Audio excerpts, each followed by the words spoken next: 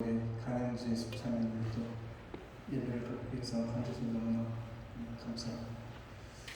먼저 찬양을 한곡 하고 예배를 준비했습니다. 찬양 하면서 준비합니다. 183장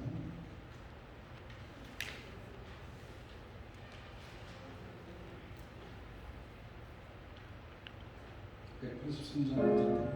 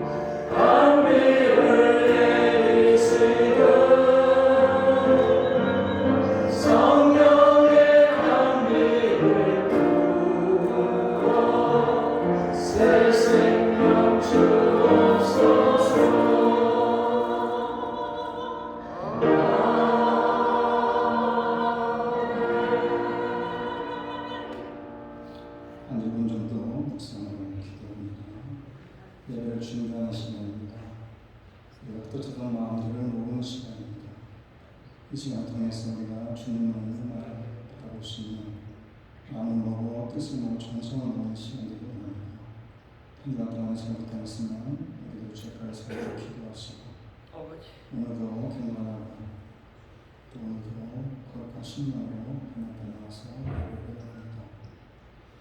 여러분 마음에 수고들이 있다면 하나님께 기도하시고 때려놓고 기도하심을 통해서 예배를 통해서 하나님 주신 음성을 듣고 응답을 받고 돌아갈 수 있도록 예배를 위해서 마음으로 기도하시기 바랍니다.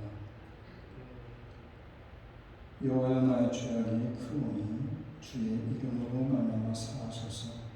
여호와를 경외하는 자 누구냐? 그가 택할 길을 그에게 가르치시리라. 그의 영혼은 평안히 살고 그의 자손은 땅을 상속하리라.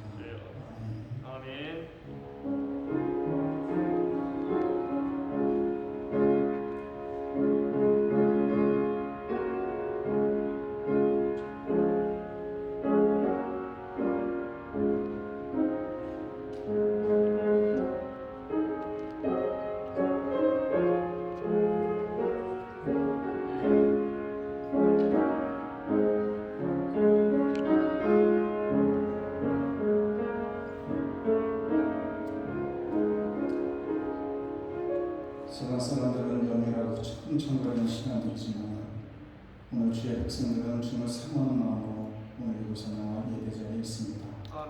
성령 안에서 찾아오는 예배 발걸음들을 복되게 주셔서 오늘도 드리는 예배를 귀하게 받아주시고 오늘도 이제 신령 속에 주님의 주는 은혜가 충만한 귀한 시간들뿐만 아니라 우리도 마음에 여러 가지 주님께 아뢰는 것이 있다면 이 시간을 통해서 주님과 교제하고 주님의 음성을 듣고 돌아가는 귀하고 복된 시간으로 삼게 하여 주옵소서.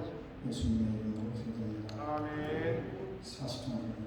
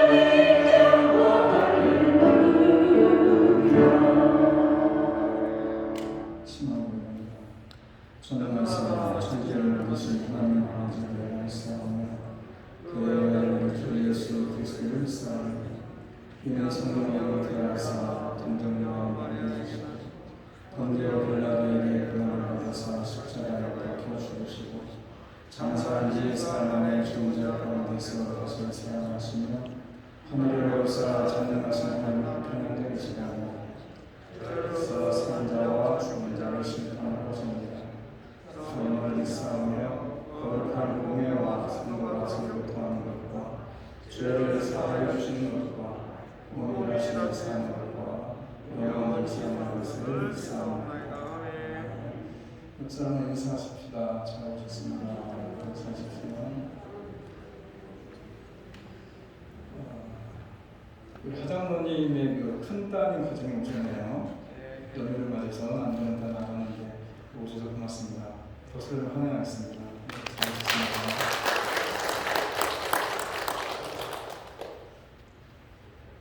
나는 큰아들이 온 줄 알았어요. 큰아들이가. 우리 저기 또 조미수 집사님 그쿡 패밀리에서 따님이 오셨네요. 박수를 받았습니다. 연구라고 했으니 오신도 반갑게 함께 인사하고 좀 교제 시간을 갖기를 바랍니다. 이제 오늘 또 11시 예배를 드립니다. 좀 변화된 것 같이 좀 많은 것 같아요. 저는 반주자가 바뀌고 그죠? 시간도 그렇고 참 은혜스럽게 반주도 잘 하시는 것 같습니다. 참여하지 못하는 분들은 영상으로 예배를 드리고 있고 동시통역을 합니다. 그리고 요즘에 델타 바이러스가 좀 기승을 부리는 것 같은데 그 백신기를 맞아서 좀 안심은 되지만은 그래도 여러분 주의해 주시고 함께 서로 생각해서 좀 조심해 주셨으면 좋겠습니다.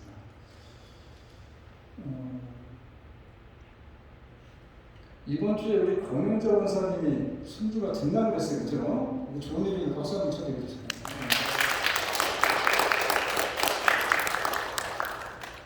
좀 좋은 일들이 좀 많이 있었으면 좋겠습니다. 찬양하면서 행동하겠습니다. 사역서 12장.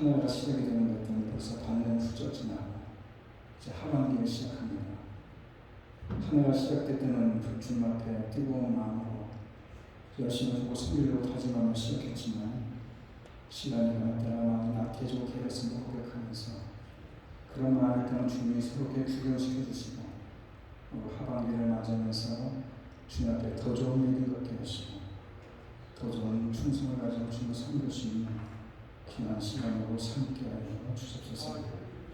특별히 오늘 또 새로운 얼굴들 또 함께 가족들이 모여서 예배드립니다. 어느 곳에 있는 가족들이 함께 모여서 예배하는 이 자리를 주님 축복하시고 복되게 해주시고 특별히 또 우리가 말하는 풀을 푸는 시간들이 각 가정마다 정말 풍성케 해주시고 복되게 하여 주옵소서. 또 우리 가운데 등남에서 또 손주를 보며 기뻐하는 자가 있습니다. 새로운 생명을 허락해 주셔서 산모와 아이에게 건강을 시켜주시고 그 아이가 잘 자라서 크게 주님 앞에 대성할 수 있도록 주님의 시간 붙잡아 주시고 주님이 지켜주시고 성령으로 인도하여 주옵소서. 특별히 우리 가운데 아픈 자들도 있습니다. 교통사고로 어려움을 겪는 자도 있고 또 웬만한 종모양으로 한 주나 어렵게 보낸 자들도 있습니다. 하나님 그들을 기억하여 주시고 그들의 건강을 책임져 주셔서 교통사고 나는 자들이면 정말 넘치는 후유증 생기지 않도록 치료해 주시고 또 병이 더 깊어지는 자들도 있는 가운데 있사오니 그들의 마음에 주님이 편안함을 주시고 또 실제적으로 주님의 건강을 주님께서 책임져 주시고 회복시켜 주셔서 건강하게 함께 나와 예배자리에 설 수 있도록 주님을 도와주시옵시며 특별히 연락하신 분들을 주님께서 붙잡아 주셔서 정신이 흐려지지 않도록 온전하게 주님께서 붙잡아 주시고 함께 예배자리에 활동하고 주님께 영광을 조금 더 찾으도록 주님을 도와주시옵소서. 오늘도 주님께 나와서 예배하는 귀한 자리입니다. 참으로 어렵고 힘든 시대 속에 우리가 있지만 그래도 주님의 도우심과 함께 하심을 믿고 간구하며 기도하니 우리 하나님께서 이들의 가정을 축복하시고 이들의 사업장을 복되게 하시고 이들의 자녀들의 앞길이 주님의 계획대로 하나씩 열려줄 수 있도록 주여 도와주십시오. 우리가 기도하는 마음의 소원들이 응답이 되어져서 이들의 기쁨 속에서 주님께 영광을 주는 귀한 삶이 될 수 있도록 성령이 도와주옵소서. 특별히 선교지에 쓰고 수고하는 자들이 있습니다. 델타 바이러스 인해서 전 온 세계가 또 다시금 대전으로 시끄러운 가운데서 하늘에서 그곳에 주님께서 감염되지 막아주시고 선교사님들의 귀한 사역 속에 정말 주님의 기적이 나타나게 하시고 주님의 놀라운 역사가 나타나게 하여 주옵소서. 오늘도 주님께 나와서 기도하는 자들을 주님께서 기억하시고 그런들이 복되게 하시며 이들이 오늘 드려지는 귀한 예물들을 주님 기뻐 받아주시고 많고 조금을 떠나서 마음을 주님께서 받아주시고 이들의 삶을 축복해 주시고 이들의 일터가 풍성케 하여 주옵소서. 드려진 예물들이 주님 나라로서 귀하고 아름답게 쓰임받는 예물들을 되게 하여 주옵소서. 오늘 드려지는 모든 예배 속에 주님의 놀라운 영광이 드러나는 복된 시간 되기를 간절히 바라고 예수님의 이름으로 기도드립니다. 아멘. 순종합니다.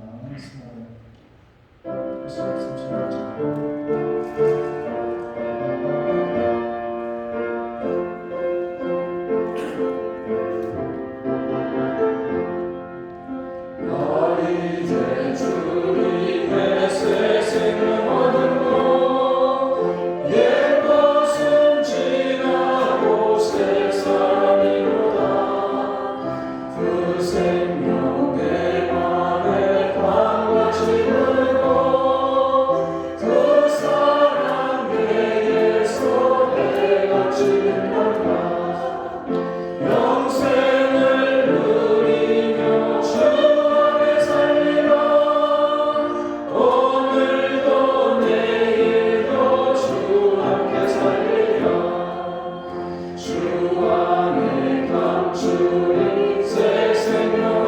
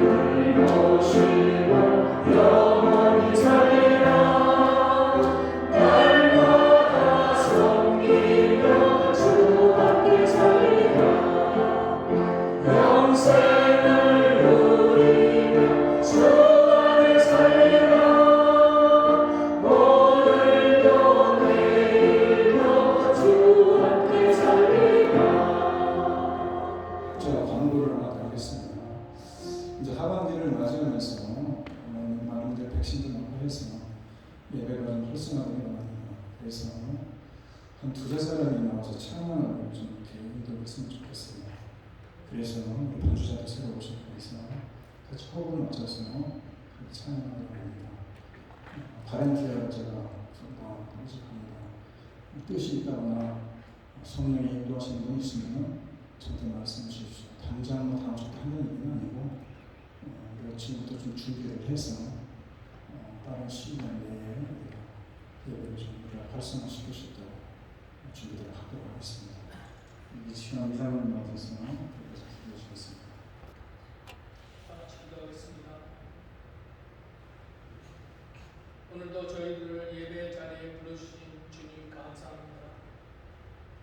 예배를 통해 한 주일의 삶을 돌아보게 하시고 또 회개하고 주님의 사랑으로 인하여 새 힘을 얻을 수 있는 귀한 예배가 되게 인도하여 주시옵소서. 아멘. 한 주일 동안도 주님의 자녀답게 살지 못한 모습을 회개합니다. 육체의 연약함에 무너져 기도하지 못했고 마음과 입술을 기도로 지키지 못하며 주님의 자녀답게 행동하고 말하지 못했습니다. 우리의 죄를 용서하여 주시옵소서. 하나님의 자녀지만 정작 세상 사람들에게는 그렇게 보이지 않는 삶을 살고 있습니다. 주님, 가정과 직장과 믿지 않는 자들에게 우리의 삶으로 복음을 전할 수 있게 인도하여 주시고 성장시켜 주시옵소서. 무더운 여름을 맞이하고 있습니다. 교회 어르신과 어린아이들이 이 무더위에 건강하게 지낼 수 있도록 주님 세심히 살펴주시옵소서. 다가올 여름 폭염에 여러 일터에 열심히 땀 흘리며 일하시는 우리 사랑의 교회 가족들은 모두 건강한 모습으로 일하시며 무리하지 않게 하옵시고 기쁜 마음으로 감사하며 일하도록 주님 지켜주시고 직장에서 하는 일 모두 형통의 은혜 베풀어 주시기를 간절히 원하고 바라옵나이다. 사랑의 교회를 위해 기도합니다. 교회에 나아가야 할 방향과 방법을 가장 선한 하나님의 방법으로 알려주시며 그 말씀을 들을 수 있는 귀와 마음 밭을 허락하시옵소서. 이 교회를 통하여서 우리 각 사람이 주님과 더 친밀해지고 주님의 뜻대로 삶을 살아갈 수 있도록 인도하여 주시옵소서. 각자에게 말씀하시는 하나님의 음성을 놓치지 않고 들을 수 있도록 하시옵소서. 삶을 나누고 사랑으로 함께 중보할 수 있는 공동체를 주셔서 감사합니다. 하나님의 사랑으로 더 깊어지고 친밀해지는 공동체가 될 수 있도록 주님 마음껏 축복하여 주시옵소서. 아버지 하나님, 담임 목사님을 위하여 기도합니다.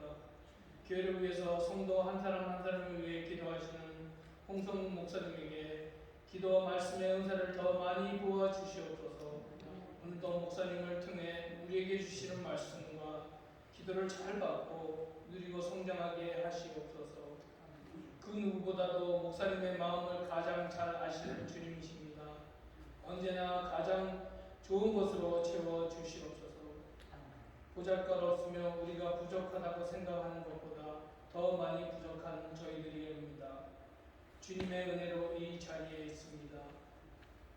죽어있는 삶에 주님의 사랑으로 새 생명을 불어넣어 주셔서 아버지 하나님 감사드립니다.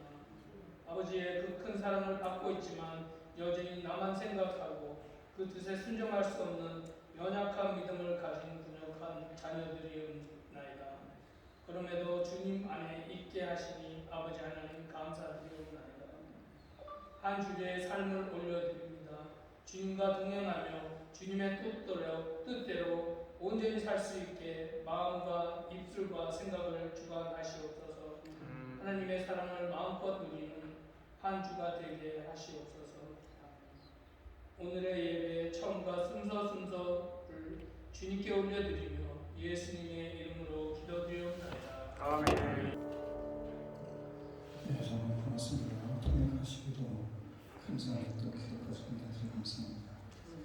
오늘 창세기 28장입니다. 10월 편지하고 있습니다. 내가 너와 함께 있어 내가 어디로 가든지 너를 지키며 너를 이끌어 이 땅으로 돌아오게 하지라.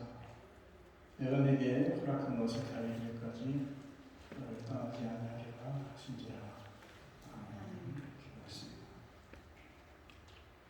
하나님, 늘 우리는 부족하고 보잘것없지만 하나님 우리와 함께 하신다는 믿음과 확신 속에 하루를 힘있게 살아가게 하시면 감사드립니다. 어렵고 힘든 시기에 손이 살아가지만 우리가 이럴 때일수록 다시는 주님이 함께 하시는 걸 믿고 주님의 손을 붙잡고 일어납니다.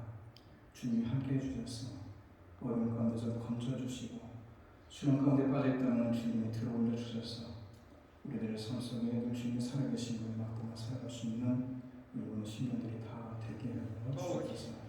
예수님의 이름으로 기도드립니다. 아멘. 이건 장명수라는 얘기 들어보셨어요? 좀 오래전에 들어본 텐데 장명수 이름 지어주는 것입니다.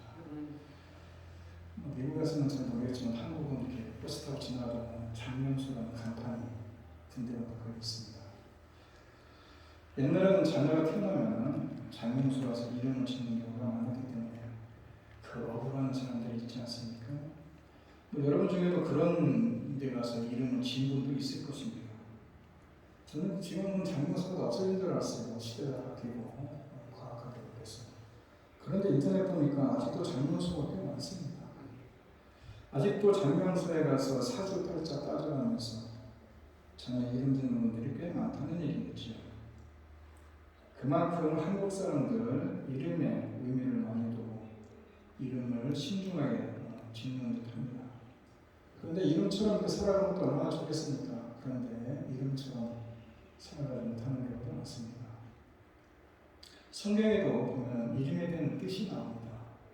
이런 무슨 일대 족장인 이 아브라함 같은 경우도 원래 아브람은 높은 아버지라는 뜻입니다. 그런데 하나님이 아브라함과 언약을 맺으면서 이름을 바꿔줍니다. 아브라함에서 아브라함으로. 무슨 뜻입니까?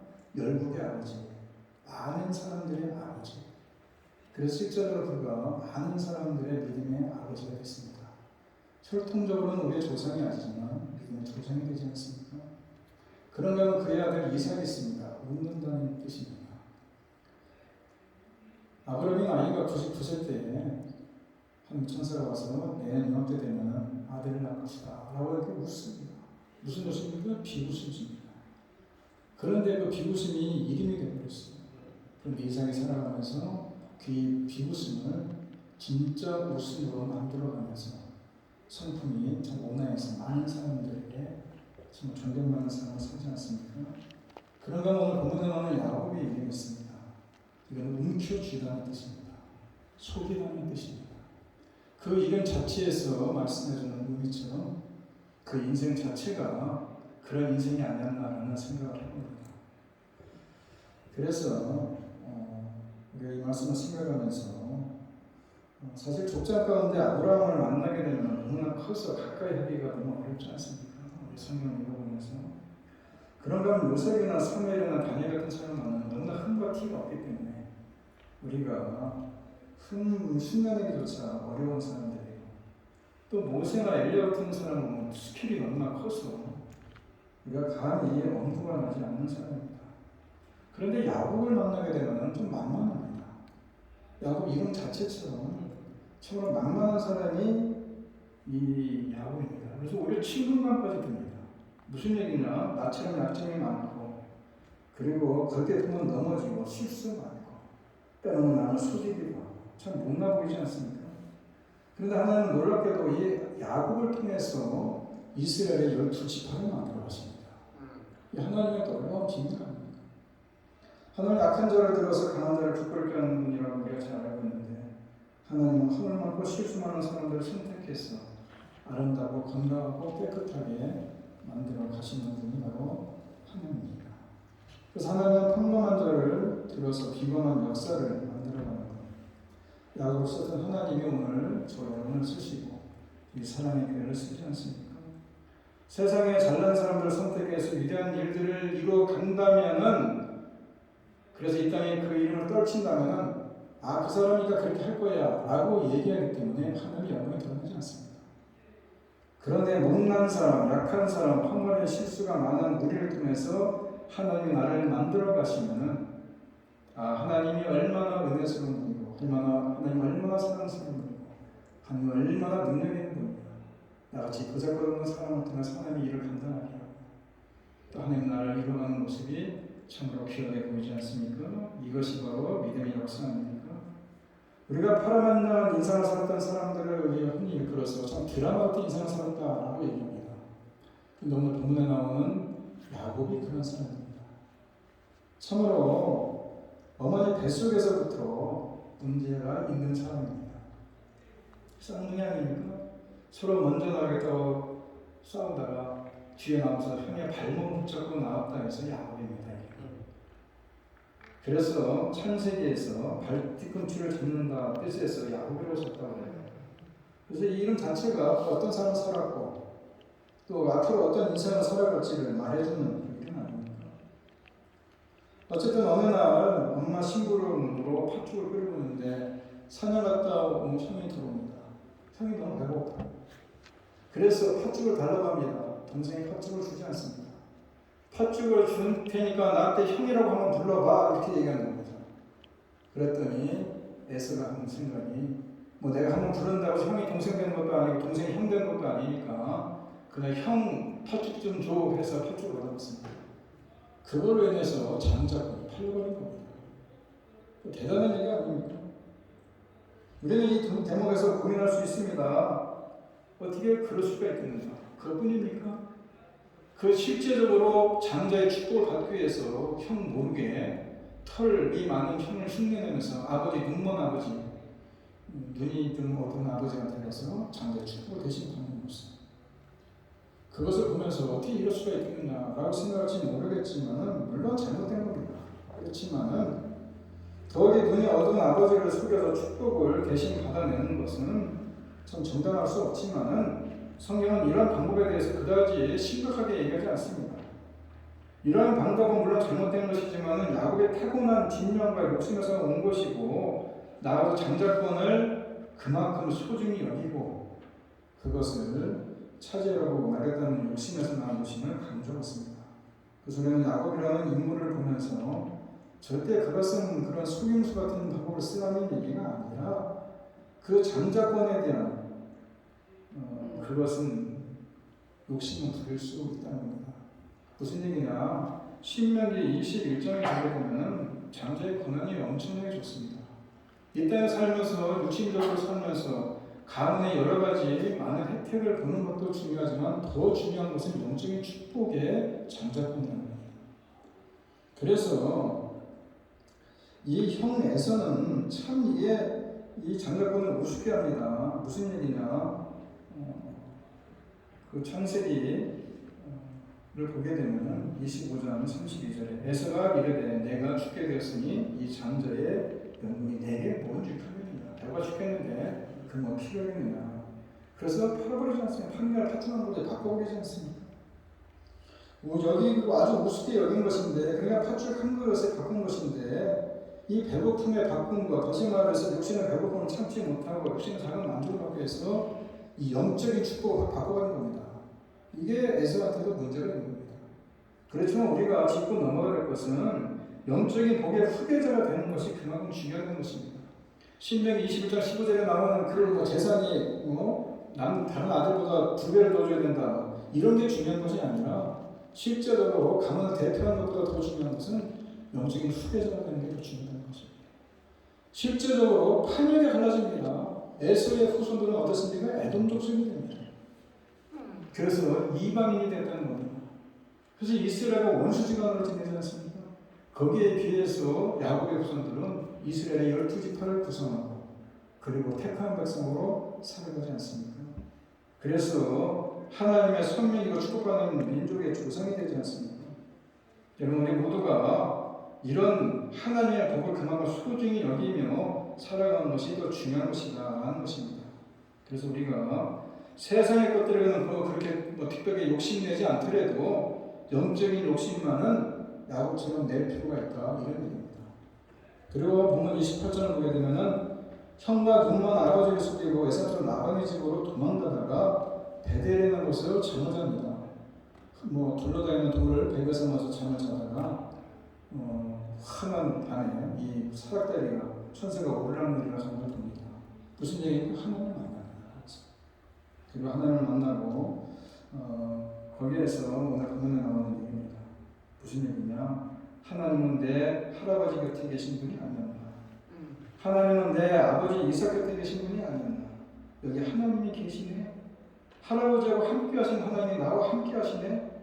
하나님을 만나게 되는 것 아닙니까? 하나님 음성을 듣지 않습니까? 내 할아버지, 내 아버지에게만 말씀하시는 분인 줄 알았는데 이제 내게 말씀하신다는 겁니다. 그래서 내 꿈을 내가 인정한다. 내 꿈을 다 이룰 때까지 내가 너를 떠나지 않을 것이다. 너 혼자 가는 길인 줄 알았는데 하나님은 나와 함께 가시고 그리고 이 꿈이 이루어질 때까지 나를 떠나지 않는다. 이것이 바로 하나님을 만나는 자리 아니겠습니까? 여기서 하나님이 계신 전이로구나 라고 배고 작은 돌을 거기서 성전 삼아서 제사를 드립니다. 그리고 그곳 이름을 원래 이름은 무수지만 그 이름을 베델이라고 짓습니다. 베델은 무슨 뜻이냐? 하나님의 집이라는 뜻입니다. 그래서 하나님의 집에 거기서 놀라운 은혜를 경험하지 않습니까? 우리가 하나님을 만나고 싶고 받은복되고 싶을 때마다 하나님 자신은 그 자리에 계신 겁니다. 하나님은 어디로 가야 할까요? 길을 찾지 못하고 있을 때 하나님은 바로 우리 곁에 계신다는 겁니다. 우리는 힘이 없지만 하나님의 능력으로 함께 하신다는 거 아닙니까? 이게 교회이고 이게 신앙생활인 것입니다. 여러분 지금도 막다른 골목에 계신 분이 계십니까? 무엇을 해야 될지 무엇을 내려놔야 될지 막막하고 생각하시는 분이 있습니까? 길이 없는 인생 여정 참 헤쳐나갈 길을 알지 못해서 밤을 꼬박꼬박 하얗게 지새우는 분들이 계십니까? 나는 지금 병들었는데 나는 지금 모든 것을 잃어버렸는데 나는 지금 넘어져 있는데 어떻게 하란 말인가? 그렇지만 여러분께서는 그곳에 하나님이 계십니다. 그것을 하나님을 만나야 되는 것입니다. 그러면 하나님이 함께 하신다는 겁니다. 새로운 목적지 꿈을 발견한다는 겁니다.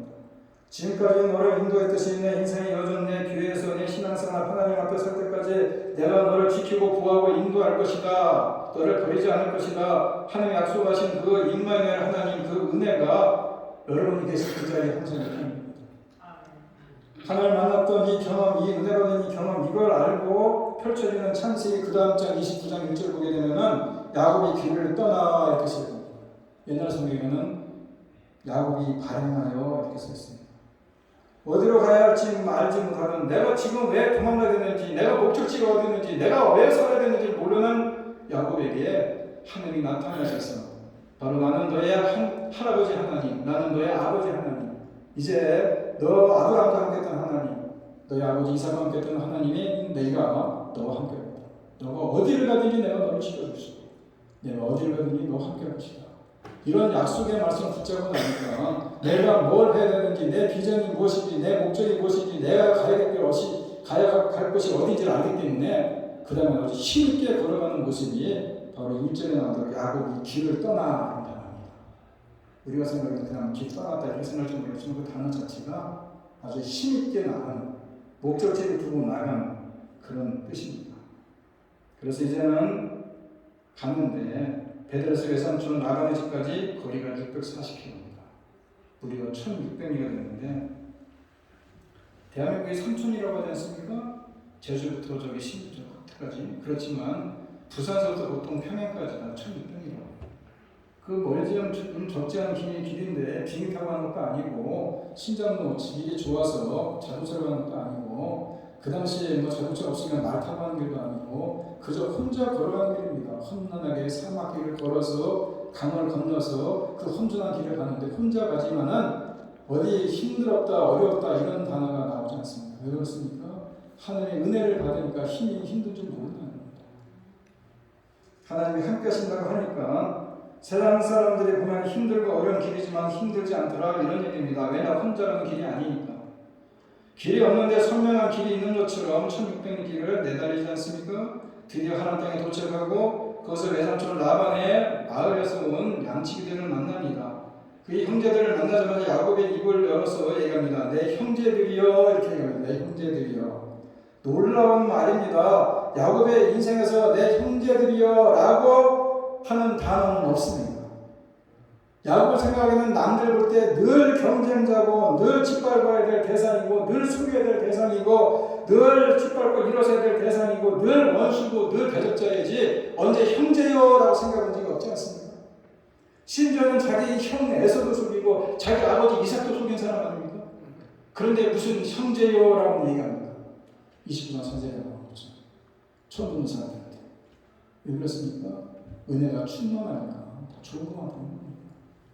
이제는 원수로 보이는 것이 아닙니다. 속일 대상으로 보이지 않습니다. 이제는 형제로 보이는 겁니다. 여러분, 하나님을 만난 은혜 받은 경험이 있습니까? 아침에 떠오르는 태양이 어제 그 태양이 아니라는 것입니다. 아침 식탁에 앉은 밥 한 그릇이 어제 먹던 밥그릇이 아닙니다. 새하늘과 새 땅이 펼쳐지는 은혜 받은 그런 경험이 있으십니까? 야곱이 바로 그런 기분이라는 겁니다. 은혜 충만히 받으니까 이제는 형제여라고 얘기할 정도로 모두가 다 좋게 보이는 겁니다. 은혜에 푹 젖어서 라헬을 만납니다. 라헬을 만났을 때 라헬이 들고 다니던 양떼에게 물을 먹여야 되는데 라헬의 우물에 큰 바위가 뚜껑이 닫혀있는데 그것을 열어주면서 그리고 물을 먹이면서 무슨 얘기합니까? 그가 라헬에게 입 맞추고 소리내어 물었다 이런 얘기입니다. 물론 입 맞춘다는 것은 오래간만에 만난 친척들 오래간만에 만난 사람들에게 입을 맞추는 게 그날의 풍습인지 모르겠지만은 그가 소리내어 물었다라는 얘기는 좀 특이한 방법이라는 것입니다. 왜 소리내어 물었습니까? 그가 베델에서 만난 하나님, 그가 하나님께서 뭐라고 말씀하십니까? 네가 어디를 가든지 내가 너 함께하겠다고 하는 그 약속의 말씀을 붙잡고 그 멀리 엄청난 거리를 달려와서 라헬을 만났는데 이제 만나보니까 하나님의 거짓말이 아니고 하나님의 약속이 진짜였구나. 진짜 라반의 아버지처럼 3-4cm 와서 내가 이렇게 친척들을 만나는구나. 바로 여기까지 오늘 그 숱한 길을 걷고 사막을 거치고 강을 건너 동안 하나님이 나와 함께 하셨구나. 라는 감격에 겨우 눈물을 흘리고 있는 겁니다.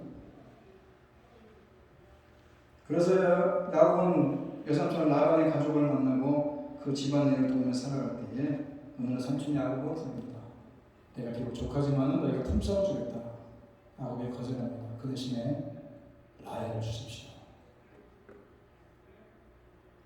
제가 7년을 봉사했습니다. 그리고 야곱이 라헬을 향하여 7년 동안 라반을 섬겼으니 그를 사랑하는 까닭에 7년을 며칠 치르겠다. 7년을 며칠 치르겠다. 참 이게 보통 이게 이해가 되지 않는 단어입니다. 군대에 있을 때에 제대 날짜 받으면요 보통 한 달 전에 제대 날짜 받는데 하루가 1년 같아요. 시간이 안 갑니다. 여러분들 무슨 좋은 날짜 받으면 시간이 안 갑니다. 라헬을 만나서 7년 동안을 이 며칠을 적인다는 것은 쉽지 않은 얘기예요. 거꾸로 무엇입니까? 하루가 7년처럼 느껴질 수 있을 겁니다.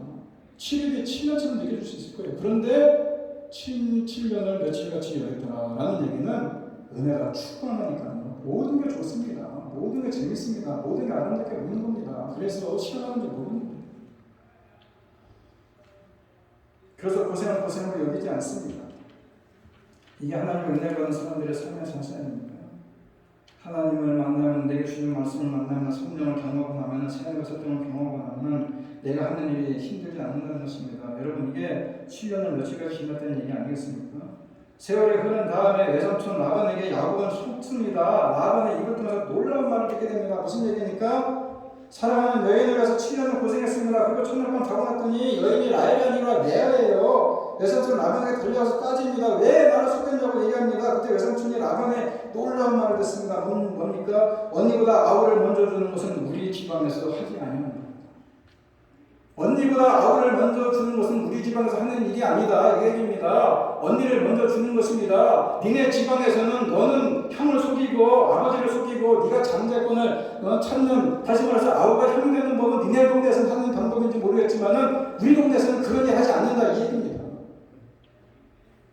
이 놀라운 얘기 아닙니까? 너희 아버지는 아끼 보이지 않아서 깜깜한 상태에서 너한테 속았지만은 너를 생각해봐라. 한밤중 아프고 보이지 않은 깜깜한 상황 속에서 너도 레에게 속은 거 아니겠느냐? 하나님의 계획은 계획대로 이루어지는 것이다. 내 꾀대로 내 제주대로 사는 것 같지만은 하나님의 계획대로 되어지는 것이다. 이게 라반의 얘기입니다. 아주 기가 막힌 얘기입니다. 네 잠깨 걸려서 동생이 형이 되는 거 니네 동네에서는 하는 일이지만 우리 동네에서 그렇게 하지 않는다. 왜냐? 하나님의 계획대로 되는 일이기 때문에. 내 재주, 내 계획, 내가 남 속이고 살아가는 것 같지만은 언제나 하나님의 뜻은 하나님의 뜻대로 이루어진다고 하는 외사는 나방의 놀라운 말입니다. 결국 7년을 더 일합니다. 그리고 아내를 낳지 않습니다. 뿐만 아니라 야곱은 재산에 대한 집념도 대단합니다. 외삼촌이자 장인 라반 앞에서 양을 치면서 자기 몫을 양을 더 찾기 위해서 한 번에 술수를 부립니다. 버드나무, 살구나무, 손풍나무를 아름다움하게 만들어서 인간 뼈까지 동원해서 자기 몫의 양을 양떼를 엄청나게 만듭니다. 그리고 20년 지난 후에 하나님 말씀대로 베델로 돌아옵니다. 베델이 아니라 고향으로 돌아옵니다. 근데 에서가 따르게 되어서 사경의 분쇄들이 하나님께 기도하지 않습니다.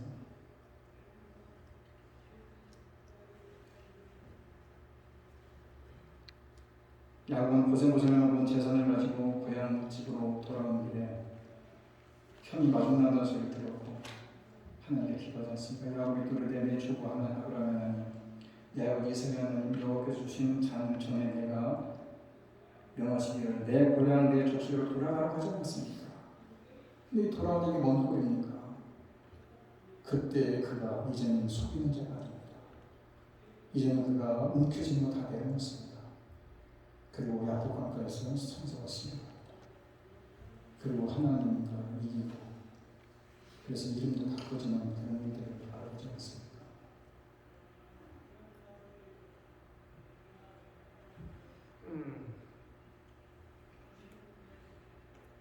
저와 여러분도 야곱같이 창세전에 택함받은 사람들인데 우리 역시 야곱같이 부족하고 우리 스스로의 생각이나 힘으로 하나님의 뜻을 이뤄보려고 이런저런 시도를 하면서 살아가고 있는 사람들 아닙니까? 이런 우리의 한없는 어리석음과 거짓됨과 부족함을 넘어서는 길은 하나님이 함께 하시는 하나님께 나와서 기도와 싸움에서 이기는 것입니다. 그래서 오래전 에스겔 선지자는 이런 얘기를 합니다. 주 여호와께서 이같이 말씀하시느니라. 그래도 이스라엘 족속이 이같이 자기들에게 이루어주시기를 내게 구하노라.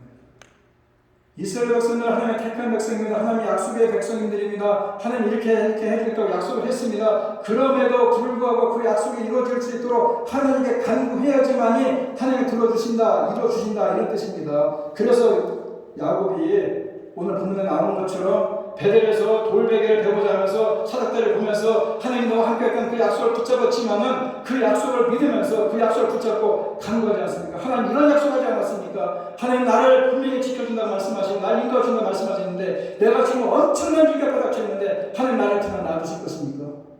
그 간구합니다. 그래서 천사가 씨름을 했습니다. 기도와 씨름을 했습니다. 그래서 결국에는 응답을 받아내지 않습니다. 제가 왜 야곱의 말씀을 드리냐면 우리가 바로 그런 삶을 살아갑니다. 야곱이 잊어버려요. 순간순간입니다. 너무 삶에 집착을 많이 갖고 나니까 잊어버리는 항상 하나님 함께 하시는 것을 잊어버립니다. 그런데 그가 그래도 믿음의 사람이라는 것은 순간순간 어려울 때마다 혼란할 때마다 하나님 기억을 해냅니다. 그 고비를 넘어갑니다. 창세기 34장에 보게 되면요, 야곱이 돌아와서 에서와 화해를 합니다. 그리고 그가 세겜적으로 지나다가 세겜의 추장 하물이라는 세겜이 그 딸 디나를 강간합니다. 그 형제들이 그 소식을 열받아서 세겜 성으로 쫓아들어가서 세겜을 죽이고 시므온과 레이가 죽이고 거기를 약탈하고 재산을 빼앗깁니다. 거기 있는 가나안 족속들 브리스 족속들이 일을 합니다. 쫓아옵니다. 그럴 때에 야곱이 어떻게 하는 줄 아십니까? 베델로 올라갑니다. 창세기 35장. 베델이라는 뜻이 뭡니까? 아까 말씀드린 하나님의 집이라는 뜻입니다. 하나님의 집에 올라가서 제단을 쌓습니다. 그리고 자기와 모든 가족 사람들에게 오역으로 세계시키고 옷을 갈아입히고 거기서 하나님께 제사를 드립니다. 그러면서 뭐라고 얘기합니까? 내가 환난 당할 때 응답해 주셨고 나와 함께 하시는 하나님의 약속을 붙잡기 때문에 내가 베델에 올라간다. 하나님 뭐라고 말씀하십니까? 네가 에서를 피해서 도망낼 때 만났던 내가 바로 그곳에서 너를 만나주겠다. 이런 얘기가 창세기 30년 1절에 나오지 않습니까? 너 베델로 올라가. 베델로 올라가면 내가 너를 만나줄 것이다. 야곱이 베델로 올라가. 그래서 창세기 35장 5절에 보면 가나안 족속과 불의 족속이 마음에 두려움이 생겨서 쫓아오는 걸 포기하고 돌아갑니다. 그래서 야곱이 살아요. 야곱의 모든 삶 속에 모든 걸 움켜쥐려고 하는 그 이름처럼 모든 걸 속이는 것처럼 그가 모든 인생을 이렇게 살아왔지만은 그가 그래도 늘 그의 마음속에 있었던 것은 어디를 가든지 내가 너와 함께하겠다. 그 약속의 말씀을 붙잡고 가지 않습니까? 그런데 내가 너와 함께하겠다는 그 약속의 말씀, 내가 너의 조부 아브라함의 하나님, 너의 아버지 이삭의 하나님처럼 내가 너의 하나님이 되겠다고 왜 하나님 말씀하십니까? 바로 그 장자권을 가지기 때문입니다. 장자에 대한 영적인 축복의 약속의 말씀을 붙잡은 야곱 아닙니까? 거기에 대한 욕심을 냈던 야곱 아닙니까? 그래서 하나님께서 에서로 이어지는 것이 아니라 야곱으로 이어지는 겁니다. 하나님의 장자의 그 축복을 참으로 우습게 알고 팥죽한 주제에 버려버렸던 에사우는 전혀 다른 모습 아닙니까? 그의 이름이 아무리 움켜쥐고 아무리 속임수가 많은 야곱이라 할지라도 그가 하나님의 영적인 축복을 붙잡았고 그렇기 때문에 하나님이 놀라운 약속을 붙잡고 그리고 순간순간 누리기 때마다 그 하나님의 약속을 붙잡았기 때문에 그가 고비고비를 넘어가면서 결국 이스라엘의 12지파의 조상이 되지 않습니까? 이런 놀라운 축복을 우리가 기억하면서 우리가 야곱에 대한 얘기 다 하는 얘기들입니다. 기억이 뭐 지나서 하루 태우니까 다 하는 얘기지만 가장 중요한 얘기는 뭡니까? 우리가 영적인 축복에 대한 것은 양보하면 안 되는 겁니다. 세상의 모든 것은 우리가 다 포기할지라도 하나님의 영적인 것은 우리가 붙잡아야 되는 것이고 그럴 때 하나님께서 야곱과 함께 하신다는 약속을 주시는 것이고 그 약속을 받은 야곱이 축복된 삶을 살아갔던 것처럼 오늘도 하나님께서 우리들에게 말씀하십니다. 내가 너와 함께 하겠다. 야곱과 함께 했던 내가 너와 함께 하겠다. 이 약속의 말씀 붙잡아야 되지 않겠습니까? 그럴 때 우리는 지금같이 어렵고 힘든 시대지만 우리가 지금 당장은 어렵고 고비고비로 넘어가고 있지만 그래도 하나님이 할 것이라는 믿음 확신 속에만 가기만 하면 우리 하나님께서 우리들의 삶을 인도해 주시고 지켜주시고 도우신다는 사실이 오늘 말씀을 통해서 우리의 마음에 새겨지는 복된 시간 되기를 간절히 바랍니다. 아멘. 오늘 말씀을 생각하면서 다시 한번 우리가 찬양하기 원합니다. 나의 힘이 되신 여호와여 내가 주님을 사랑합니다. 주는 나의 반석이시고 나의 요새시고 나의 목자시고 입술로 고백하는 시간입니다. 나의 힘이 되신 여호와여 내가 주님을 사랑합니다. 주는 나의 반석이시며 나의 요새시라. 주는 나를 건지시는 나의 주